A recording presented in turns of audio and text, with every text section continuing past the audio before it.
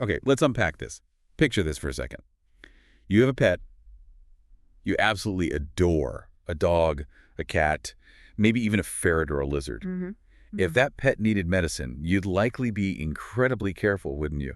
Reading the label, measuring the dose just right, making sure they actually take it. Absolutely, you'd be meticulous. Now, hold on to that image, because the source material we're exploring today hits you with a fact that is just, well, staggering. Mm-hmm. 1/3 of human prescriptions in the U.S. aren't even filled. A third, just not picked up. And of the ones that do get filled, fully half aren't taken correctly. Think about that. People skip doses, stop taking them too early, or just don't take them at all. And what makes this even more paradoxical, as the source emphasizes with, genuine bewilderment, is the example of organ transplant recipients. Right. These are people who have been through unimaginable hardship, years of illness, dialysis, then the intense process of receiving a life-saving organ, a kidney, a heart, a liver, an incredibly precious second chance at life. An amazing gift. And yet, shockingly, many still fail to consistently take their anti-rejection drugs, risking the loss of that vital, irreplaceable organ. Wow. And these are often the same people who are absolutely meticulous about giving medication to their own sick dog. It's mind-bending, isn't it? How can someone receive such an immense, life-sustaining gift and treat its upkeep with less diligence than they treat their pet's routine care? It really is. It forces you to confront the central mystery we're diving into. Well, Why?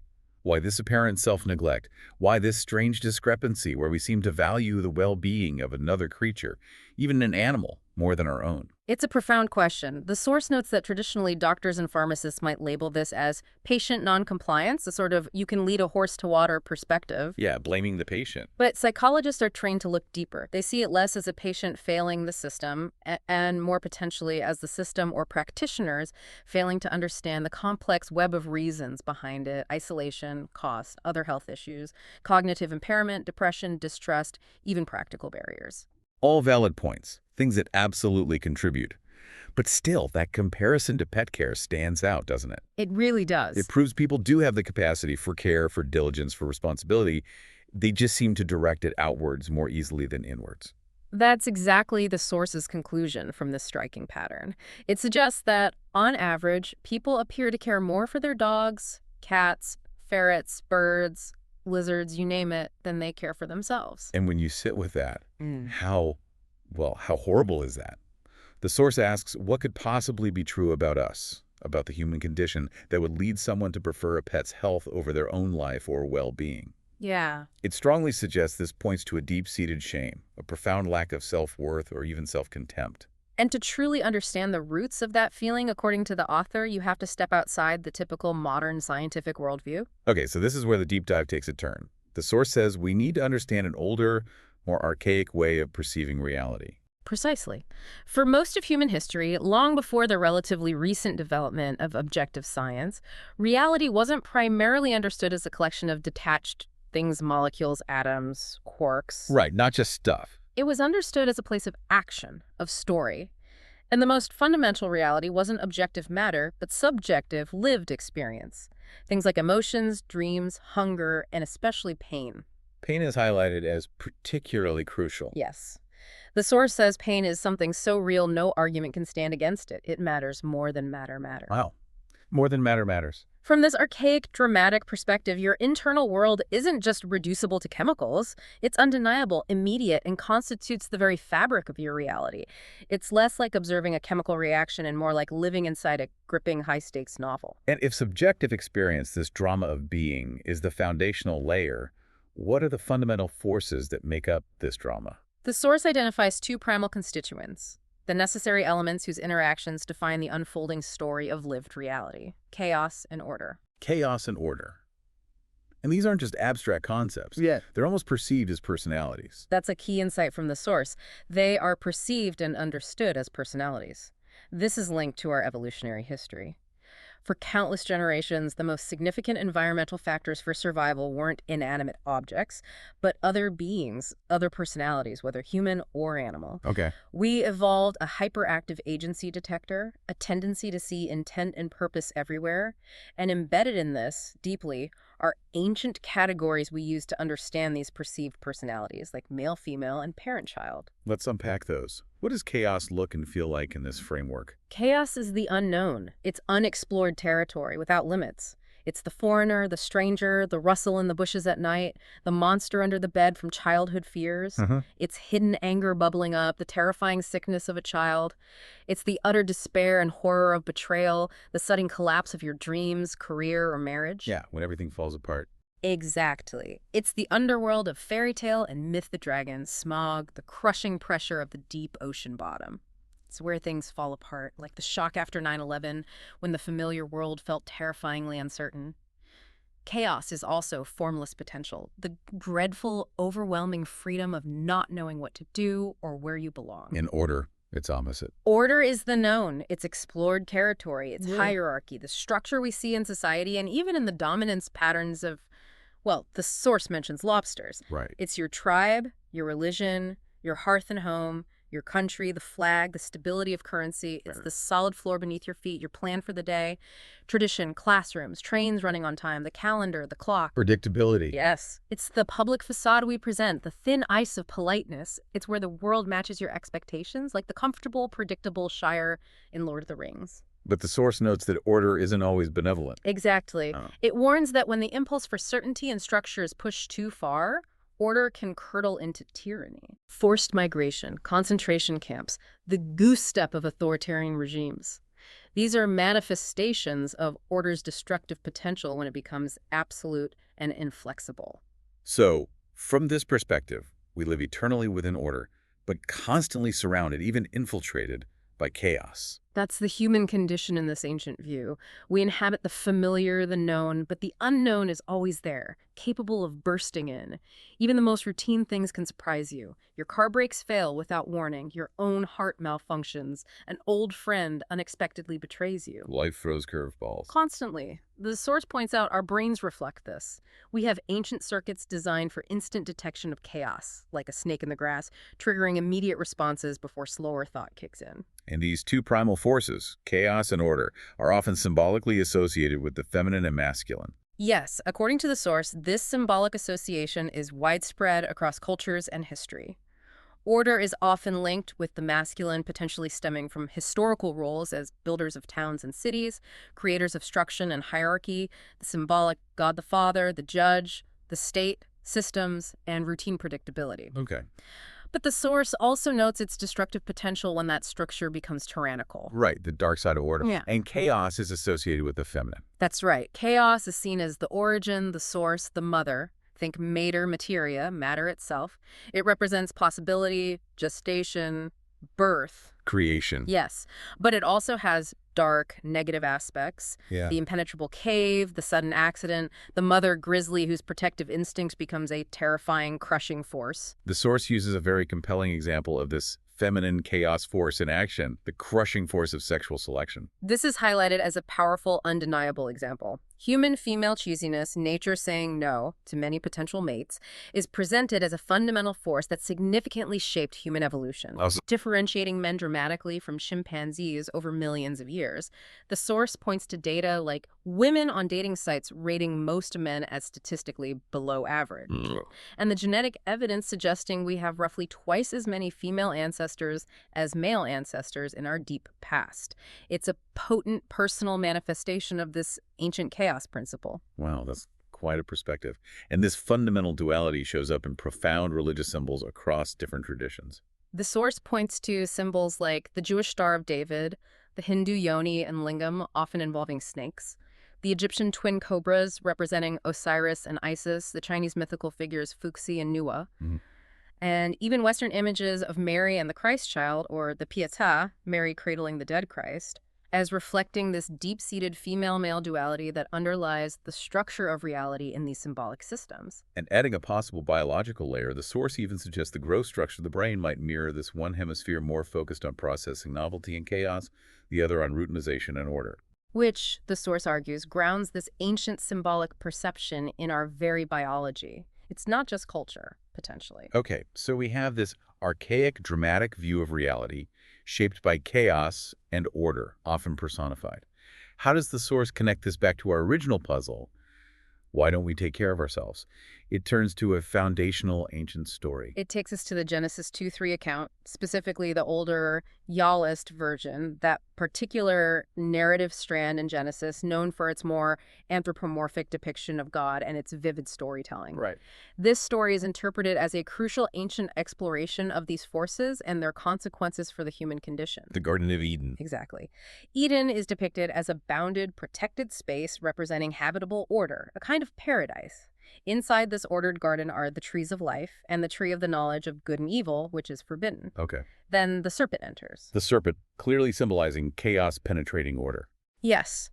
The source interprets the serpent's presence, even within paradise, as reflecting a profound idea that no bounded space, no matter how perfect or protected, can ever be completely walled off from the outside from chaos. You can't escape reality. Right. Reality and the potential for danger is always present, both externally and, crucially, internally.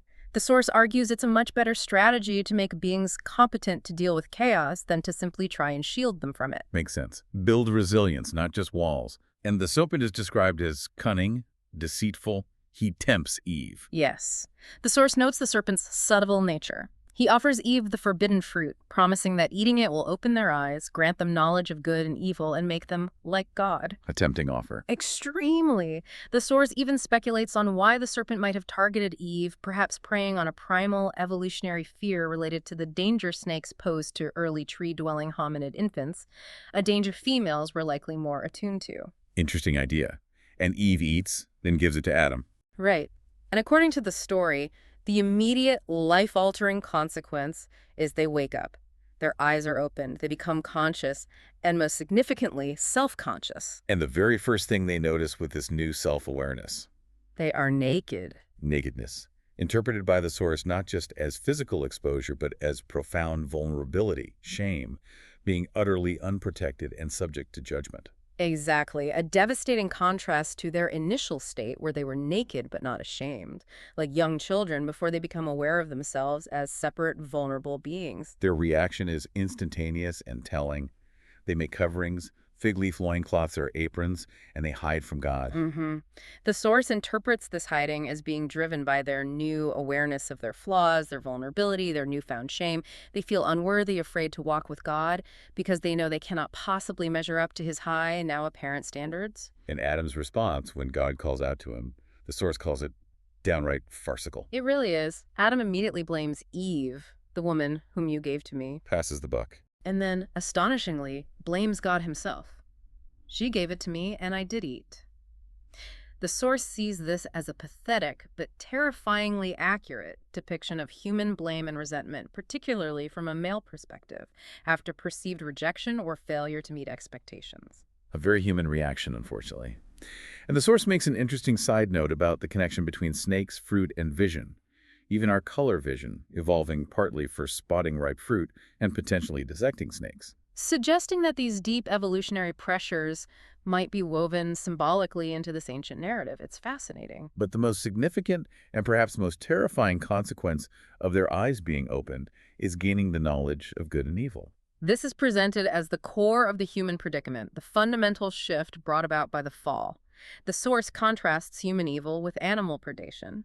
Animals kill from necessity. It's part of their nature, driven by hunger. Right, they aren't being malicious. Exactly. They lack self-consciousness and therefore the capacity for intentional wrongdoing. But for humans, with our self-consciousness. This is the key. Because we are self-conscious, we know our own pain, we know our own vulnerability, our own mortality. And because of this excruciating awareness of our own suffering, we know exactly how to inflict dread and pain on others. It's chilling. It is. Conscious, intentional cruelty, causing suffering for the sake of suffering itself, is what the source defines as true human evil. It is unique to us because of our excruciating, semi-divine capacities for self-awareness and imagination. This knowledge of our capacity for malevolence. The source links it directly to the idea of original sin and that pervasive sense of existential guilt many people feel. Absolutely. This gaining of the knowledge of good and evil is seen as a qualitative shift, a cataclysm, a second as yet unhealed fracture in the structure of existence, transforming simply being into a moral endeavor, entirely dependent on sophisticated self-consciousness. The source challenges the listener directly. Can you honestly deny your own capacity for wrongdoing, your own darkest thoughts, your own memory of times you've fallen short? It suggests that lacking this sense of potential wrongdoing is, in fact, close to psychopathy. So if we circle back to our starting point, that baffling self-neglect, that difference between caring for a pet and caring for yourself, the source, is arguing that it's fundamentally rooted in this terrible awareness of our own flaws, our own capacity for darkness, our own insufficiencies. That's the powerful connection the source makes. You know your own inadequacies, your own fallen nature, your own potential for bitterness and cruelty better than anyone else could. You know your own secrets. Exactly. No one is more familiar than you with all the ways your mind and body are flawed, the source states. And because of this intimate, agonizing knowledge of your own darkness, you may come to believe you don't deserve care. You feel unworthy. Yes, unworthy, especially compared to an innocent, unself-conscious animal. This self-contempt becomes a silent form of self-punishment, like withholding needed medication. Okay, that's a heavy place to sit. But the source doesn't leave us there. It points to a way out, referencing another part of Genesis. It goes back to Genesis 1, which presents a different, perhaps more hopeful origin story. There, being is created through truthful speech, and God pronounces it good. Right. And crucially, humans are made in God's image, meaning they possess the capacity to continue God's work to create order from chaos through their own truthful action and speech. So the fall disrupts that initial goodness. Mm-hmm. But the potential, the capacity to create goodness remains. Yes. The source argues that the post-fall state, while conscious and self-conscious and tragic, is also the state that allows for a goodness that is earned. Earned goodness. Not the innocent, unconscious goodness of paradise, but a goodness achieved through free choice, which the source hints may have cosmic significance. And the core problem isn't having self-consciousness itself, but our unwillingness to embrace it and walk with God, to speak truth, to mediate chaos and order precisely because we are now aware of our flaws and potential for evil. It's Adam's shame-tithing. That's the interpretation.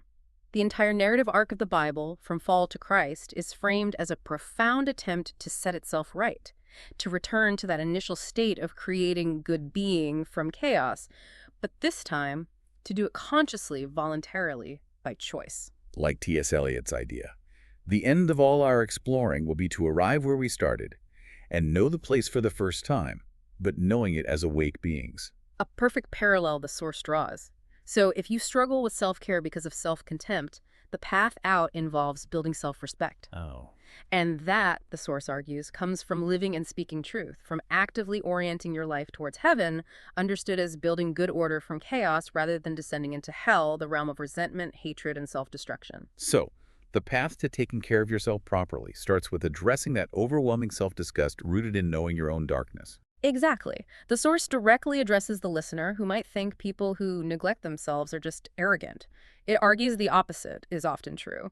It's the intolerable burdens of self-disgust, self-contempt, shame, and self-consciousness that make people devalue themselves. They feel worthless. They see value in others, value in their pets, but not in the flawed, self-aware person in the mirror. And the common interpretation of ideas like virtuous self-sacrifice or the golden rule, love your neighbor as yourself, can actually be part of the problem is misunderstood. The source argues that Christ's example is about heroic acceptance, not about being a victim or a slave. And crucially, it brings in Carl Jung's perspective on the golden rule.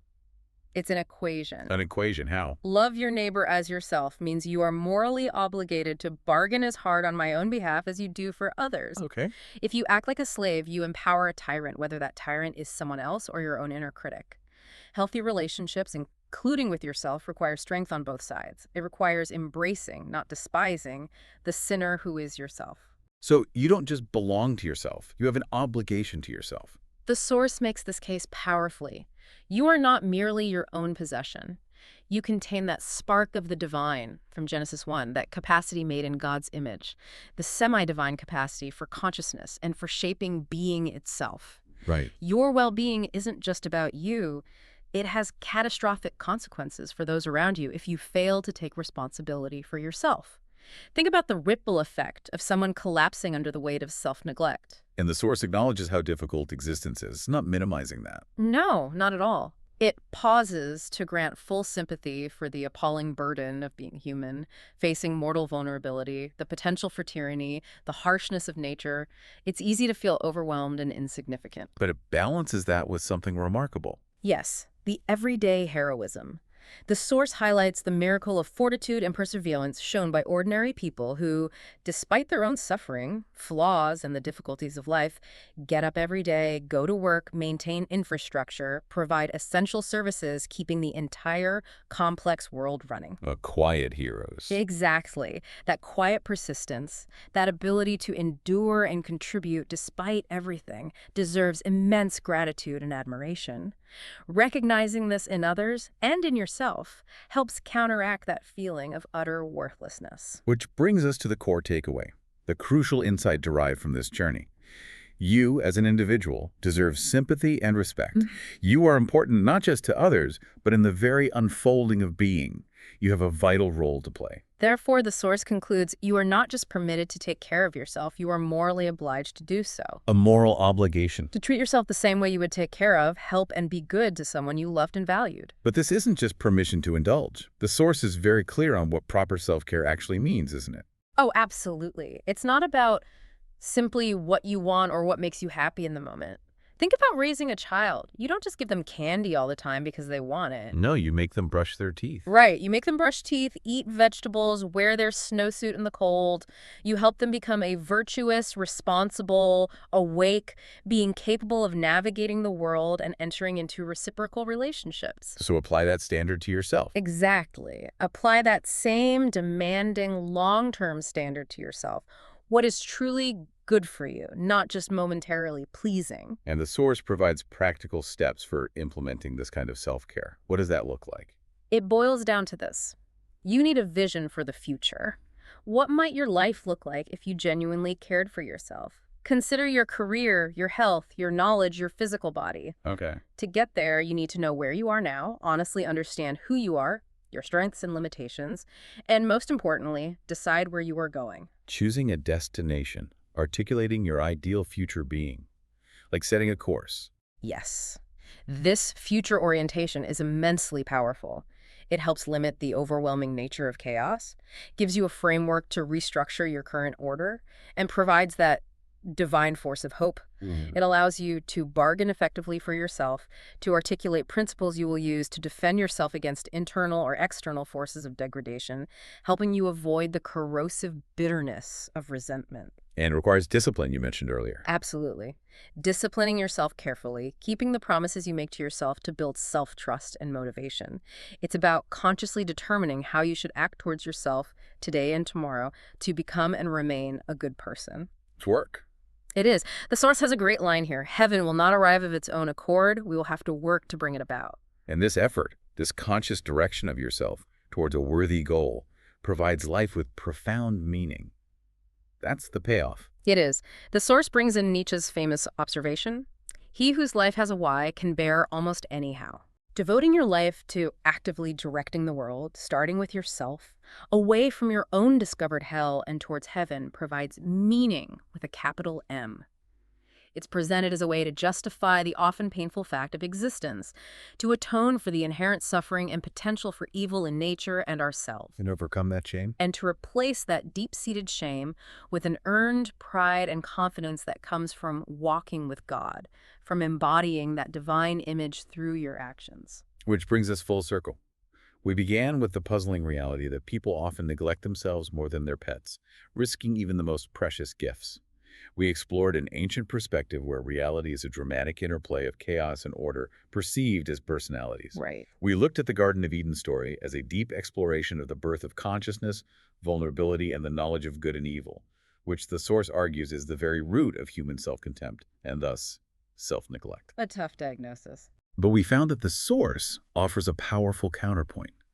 The spark of the divine within us, the capacity for creating good being, and the moral obligation to recognize our own inherent value and crucial role. It's a challenging idea that the reason we don't care for ourselves might be profound self-loathing born from recognizing our own darkness. But the source makes a compelling case that understanding this is the first step towards building a life of meaning and responsibility, starting with ourselves. So let this be the thought that lingers with you. If the knowledge of our capacity for suffering and inflicting evil is what makes us despise ourselves, could the greatest act of courage, the true path to self-respect and proper self-care, be found not just in facing the external dragons of life, but in truly facing the potential for darkness within yourself, accepting that it's part of the human condition, and choosing nonetheless, by conscious effort and vision, to build something good and valuable, starting with that fragile, flawed, yet potentially divine being that is you?